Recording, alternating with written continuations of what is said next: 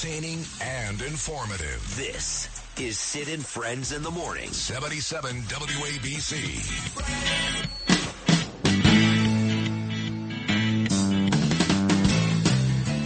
Now, one thing I can tell you, John, Rich Lowry, National Review, is a real radio listener.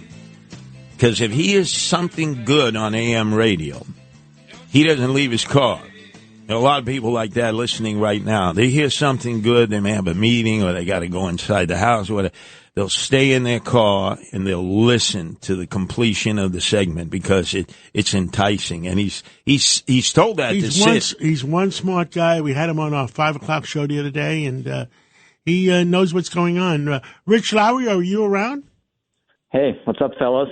You Good. got me, Curtis. I will sit in the car. I hope people don't notice me just sitting there, but sometimes you got to do it. Rich, what's going on? Tell us. I mean, what's the hot news this morning?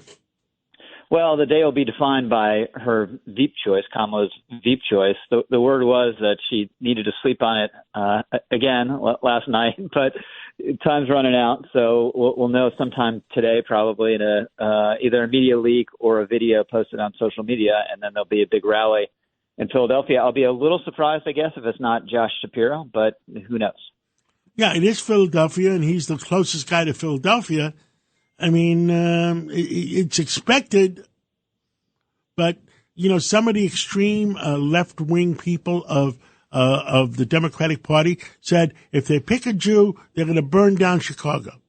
Yeah, it's just a symptom of the bizarre and perverse place we are in the country, that picking a Jew, it's already been done, right? But picking a Jew on to be a running mate would be controversial, or maybe a no-go zone.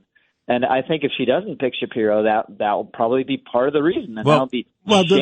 the last Jew they picked, Al Gore picked Joe Lieberman, and Joe Lieberman is one of the most decent people I met. Yeah. I miss him already because I had him on my radio show at least 2, 3, 4 times a month, and I mean it's a stupid the way he passed. But they're blaming the Democratic Party internally. Is blaming Joe Lieberman for Al Gore losing the election. And don't forget, he even lost his home state of Tennessee. Yeah, no, well, that's ridiculous. Al Gore was a stiff and completely unrelatable, and that's why he lost the election. He didn't ask Bill Clinton's. He didn't want Bill Clinton's endorsement. Yeah, and he distanced himself from Clinton. Rich, I got to make mention, there's a double reason that the far left is attacking Kamala for even considering Josh Shapiro as governor of Pennsylvania, because her own husband is Jewish. So I've heard their conversations. They come up to me, they give me grief. And they say, oh, man, she's going to be controlled by Jews, the vice president in waiting to become president, right, and her own husband who's Jewish. So they claim that she's being double-teamed. These people are out of their minds. But they're saying that President Obama, who theoretically that'll be his 4th term, if Kamala listens, he wants Kelly from Arizona. Is that what he wants? I haven't seen that. I think he'd be, a decent second choice. I mean, the thing with Shapiro, right? He has some executive experience. He's popular in Pennsylvania. Fox polled him at 61%. He's a proven vote getter there, and it's a crucial swing state, probably the crucial swing state. And if he's not going to deliver the state to her, but if he increases her vote by 10,000 votes, that could matter in a real close race. Kelly, also an important swing state, Arizona, has a great personal record, but it is dull as dishwater. I mean, he'll just totally disappear as soon as she picks him. And maybe, that's not the worst thing in the world. Usually if a Veep is getting a lot of attention, it's not a good thing. I think it'd be crazy, though, for her to go with this guy, Tim Walz, who I think is MSNBC's idea of someone who's folksy and appeals to the middle of the country. I don't get that at all. And even crazier would be Pete Buttigieg. So if she does either of those, I think that's a gift to Republicans. Now, Rich, you've had a love-hate relationship with President Trump. I've had the same relationship going back 30, 40 years.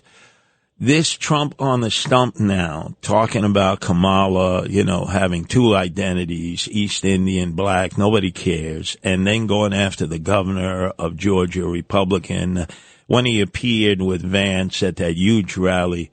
How does one try to get him back on track? The issues, that's his sweet spot, the issues against Kamala. Totally. And yet he seems to want to be veering off what's going on there?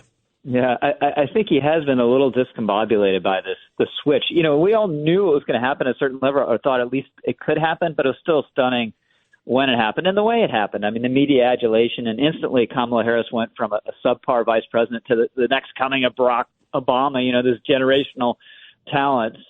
But prior to this point, you know, Trump had been relatively disciplined. He has a really good team that he'd been listening to. And he's gotten his own way. I think usually what happens is, you know, he'll figure out some line of attack that'll work better than what he's been doing, and this interlude will be forgotten. But going after a popular Republican governor in his home state, when the guy's trying to elect you, Brian Kemp, you know, he doesn't love Donald Trump, but he wants him to win, and he's going to do everything possible to deliver a key swing state to him. So even if you don't like him, just don't say it, you know. So that wasn't a great moment. So if they had to do a reset, because Vance stumbled out of the box, Trump has gone into the personal campaigning mode against Kamala Harris.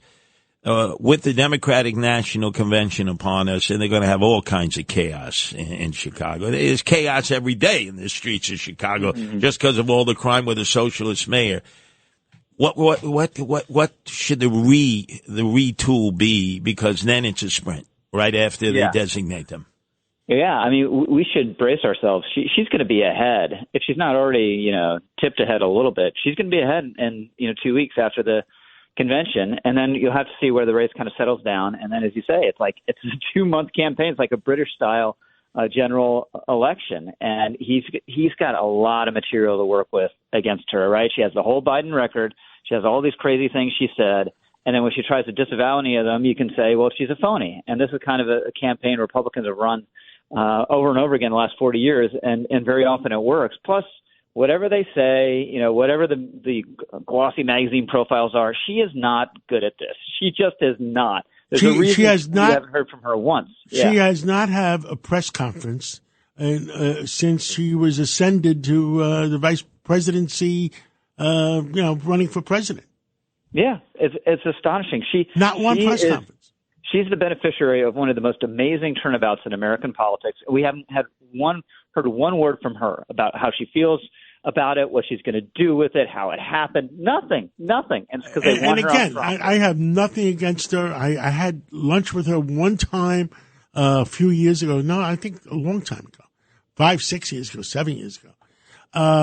But I would, if President Trump asked me, I would say, just talk about the record. Talk about your record versus the Biden-Harris record.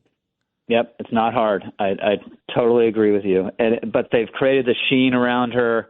We've had one statement basically from her on the tarmac of Andrews Air Force Base, one sentence that didn't make sense.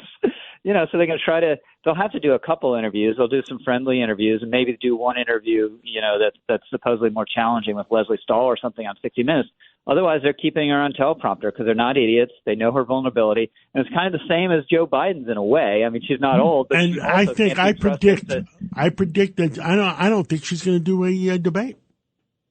Well, yeah, I think that'd be hard. If I were them and she's ahead, I'd be reluctant to do it. I think it'd be hard to do it. And the thing is, Trump needs a debate or debates because that's going to be one of the main means of exposing her because obviously the media is not going to do it. My perception, Rich, is if you look at 2016, 2020, Donald Trump was behind in the polls because a lot of people who get polled won't say they're voting for Donald Trump. And then on the day of election, the polls turn out not to be as accurate as they thought they would be. He's neck and neck or slightly ahead now. So I think he's in a much better position than he was when he ran and won in 2016 or in 2020 when we had that unprecedented turnout on both sides. Yeah, he's been polling better than any of his general elections, and even now it's better than certainly better than 2020 and as good as it was in 2016. And you're right, you know, one she needs to beat him by 2-3 points in the national vote to have the Electoral College fall her way. And two, you're right. There might be a point or two that's being missed because people are wary of telling strangers that they favor Donald Trump or they're harder to reach for whatever other reason. So it's not like a debacle, but it's definitely, the potential Electoral College landslide that seemed in the offing, 2 weeks ago, that's definitely off. Wow. Well, we got to take a break, but thank you so much for coming on, and thanks, fellas. And we'll talk to you again real soon. The best thing about Rich Lowry is when he comes on with Sid as a weekly guest, he listens to the program before he comes on. So he comments on whatever Sid or other guests have discussed. He's a true radio listener. I salute you, Rich. Instead of some of the guests who come on and they don't even bother listening because they just have their own agenda. Well, thank you, Rich.